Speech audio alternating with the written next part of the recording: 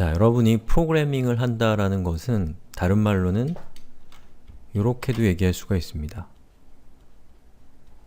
코드를 작성한다. 자, 여기서 얘기하는 코드는 자, 영어로는 CODE라고 하고요. 소스라는 말도 쓰는데 이거 두 개는 같은 말이라고 생각하시면 됩니다. 자, 이거를 조금 더 여러분이 익숙할 만한 말로 바꾸면 설계도라고도 부를 수 있습니다. 자, 설계도는 뭐죠? 여러분이 어떤 건물을 짓는다고 하면 그 건물이 어떻게 생겼고 또 어떤 구조를 가지고 있고 어떤 동선을 통해서 사람들을 움직일 수 있게 하는가 라고 하는 것이 아주 자세하게 적혀 있는 계획, 그게 바로 설계도라고 하는 것이죠. 그래서 건물을 짓는다라는 것은 1차적으로 설계도를 작성을 하는 겁니다. 그것과 마찬가지로 여러분이 프로그램을 만든다고 해도 건축과 똑같이 설계도를 작성을 해야 됩니다.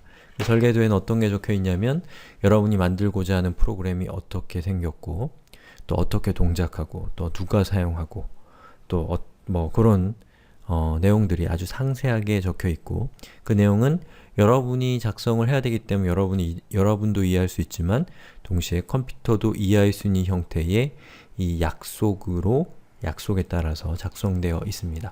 바로 그러한 것들을 뭐라고 하냐면 코드, 또 소스라고 부릅니다.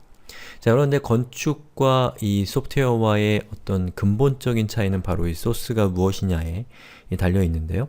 이 프로그래밍에서 여러분이 소스 코드를 작성을 하게 되면 그것을 컴퓨터에게 제출하면 컴퓨터는 여러분이 작성한 이 소스 코드에 적혀 있는 대로 프로그램을 그 순간 짠! 하고 만들어줍니다. 반대로 건축은 어떤가요? 여러분이 설계를 한다고 해서 건물이 짠! 하고 만들어지는 것이 아니죠. 설계는 시작이고 실제로 어떤 건물이 만들어지기 위해서는 여러가지 형태의 엔지니어링이 들어가게 되는 것이 이 건설 뿐만 아니라 이 하드웨어 또는 어떤 물질이 존재하는 산업의 이 공통적인 특성입니다. 바로 그런 점에서 이 코드라고 하는 것, 또 소스라고 하는 것이 어떻게 보면은 이 프로그래밍과 프로그래밍이 아닌 분야를 구분하는 결정적인 차이라고 할 수가 있겠죠.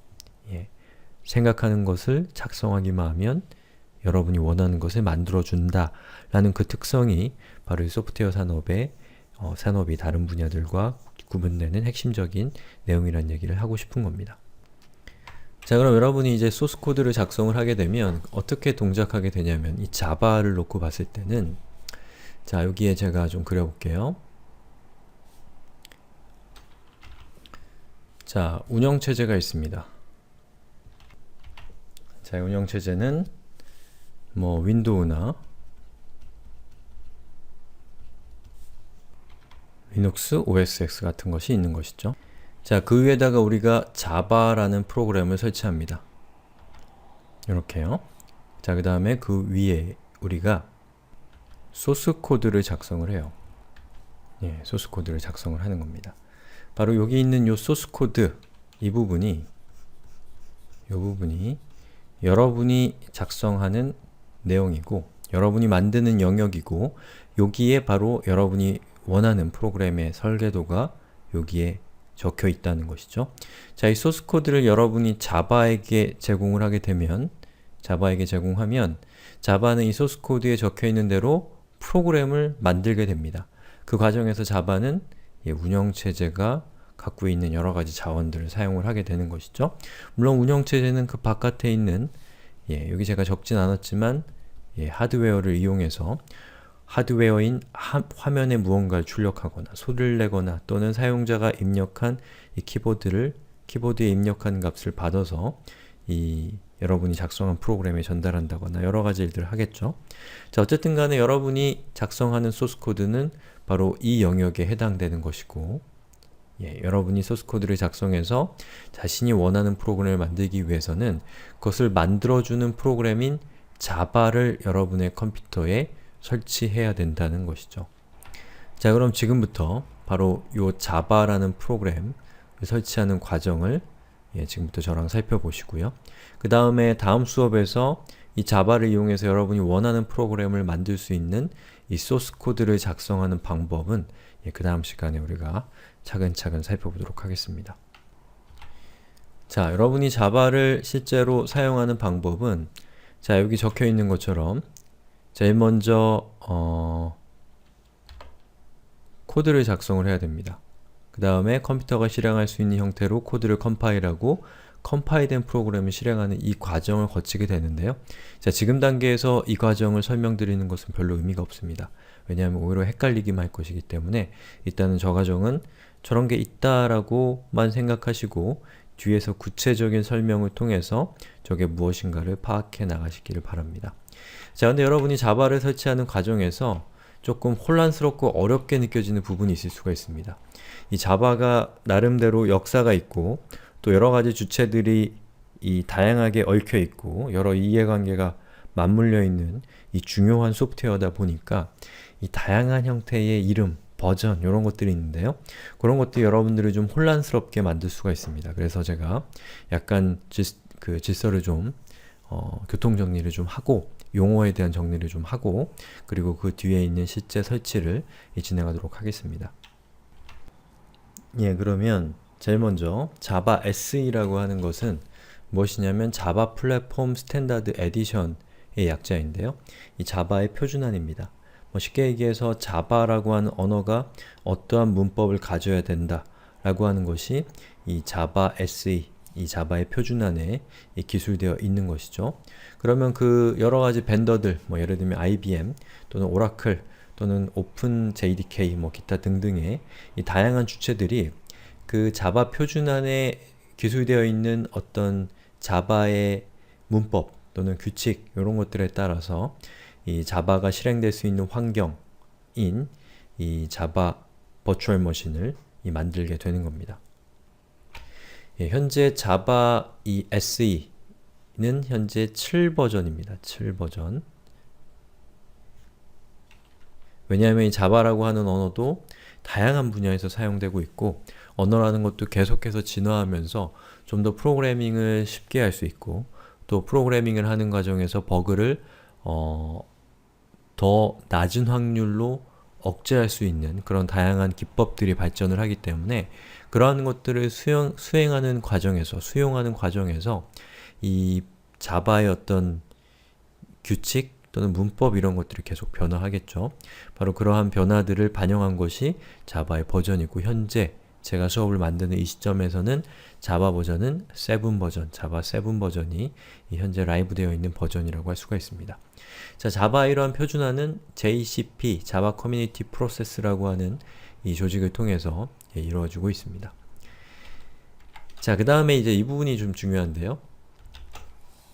자, JDK가 있고요. JRE가 있습니다. 자, JDK라고 하는 것은 뭐냐면 여러분이 자바 개발을 한다고 하면 자바를 개발하는데 필요한 여러가지 도구들이 있을 겁니다. 바로 그러한 도구들을 모아서 제공하는 것이 자바 디벨롭먼트 킷, 줄여서 JDK라고 하는 겁니다. 그래서 여기는 이제 자바를 컴파일이라고 하는 과정을 거쳐서 이 기계가 이해할 수 있는 형태로 전환하는 그러한 기능이라든지 여러가지 기능들이 포함이 되어 있기 때문에 여러분이 개발자라고 한다면 자바 개발을 하겠다고 한다면 JDK라는 것을 꼭 다운로드 받으셔야 됩니다. 다시 말해서 JDK에는 자바 개발을 하는데 필요한 여러가지 도구들, 필수적인 도구들이 들어가 있다라는 것입니다. 자, 그 다음에 JRE라고 하는 것은 자바 런타임 인바이러먼트 라고 하는 건데요. 자, 이건 뭐냐면 자바 프로그램, 자바로 만들어진 프로그램이 구동되기 위한 실행 환경을 제공을 합니다. 제가 아까 이렇게 운영체제를 안에 그리고 그 안에다가 자바를 그렸죠. 그리고 그 바깥에다가 여러분이 작성한 자바 코드를 이렇게 그렸습니다. 자, 여기서 바로 이 부분에 해당되는, 즉 여러분이 작성한 자바 코드가 코드에 적혀있는 대로 프로그램을 생성해주는 역할을 하는 것이 바로 자바 런타임 인바이러먼트라고 하는 겁니다. 자, 그런데 JDK와 JRE의 관계는 JDK 안에는 JRE 즉 자바가 실행될 수 있는 자바 애플리케이션이 포함되어 있습니다. 예, 즉 이렇게 되어 있는 관계죠. JRE에 자 JDK가 있으면 이 안에 JRE가 있습니다.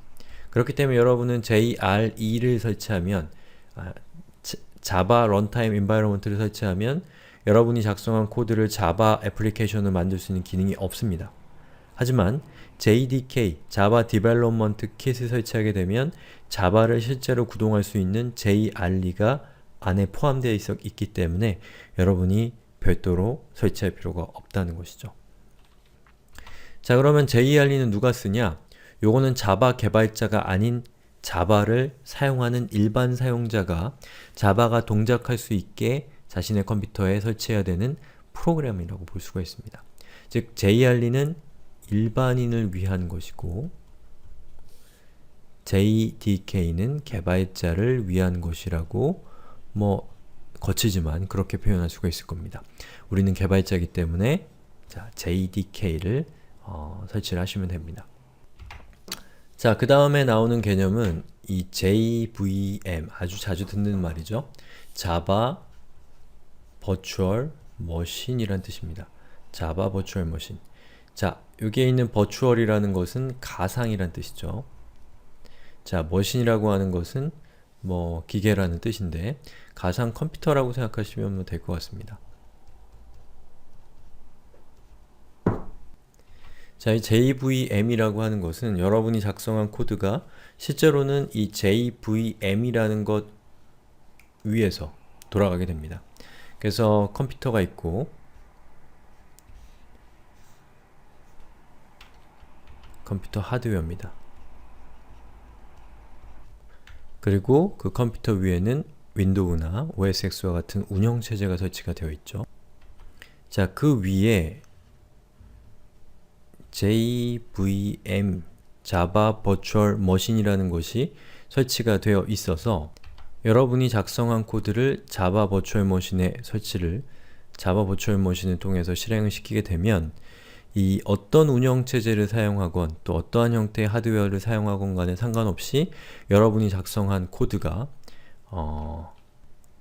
Java Virtual Machine, 중간에 껴있는 Java Virtual Machine으로 인해서 이 동작하도록 하는 것을 보장한다 라고 하는 것이 이 자바의 아주 중요한 방향성이고 그 방향성의 핵심이 바로 Java Virtual Machine이 그 핵심을 담당하고 있다고 볼 수가 있겠습니다. 자, 그래서 제가 그림을 그려놓은 것처럼 JDK라고 하는 것은 개발을 할 때 필요한 도구입니다. 이 도구 안에는 JRE나 JVM이 모두 포함이 되어 있습니다. 자, JRE 같은 경우는 여러분이 개발을 할 때는 쓰는 것이 아니라 실제로 자바 프로그램을 실행할 때 쓰는 것이 JRE입니다. 예, 그래서 제일 위에 것이 포함 관계에 있다는 것을 알 수가 있죠. 그리고 JRE가 JVM, Java Virtual Machine이라고 하는 것을 포함하고 있다고 보시면 되겠습니다. 자, 자바의 버전은 역사적인 이유로 상당히 복잡한 편입니다. 2014년 12월 기준으로 해서 현재 자바의 정식 명칭은 Java SE 7입니다.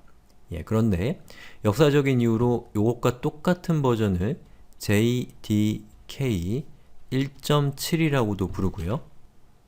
또는 JDK 7이라고도 부릅니다. 자, Java SE 7, JDK 1.7, JDK 7 모두 똑같은 버전의 자바를 지목한다라는 것을 기억해 두시면 좋을 것 같습니다. 또 자바는 여러가지 형태의 또 자바의 버전들이 존재하는데요. 자바 SE, 자바 EE, 자바 ME 등 여러가지가 존재합니다.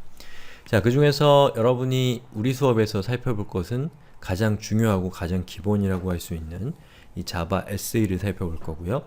자바 EE 같은 경우는 기업용 시장에서 사용하는 자바 개발 환경이고 자바 ME는 모바일 개발을 위해서 사용하는 자바 버전이라고 할 수가 있습니다.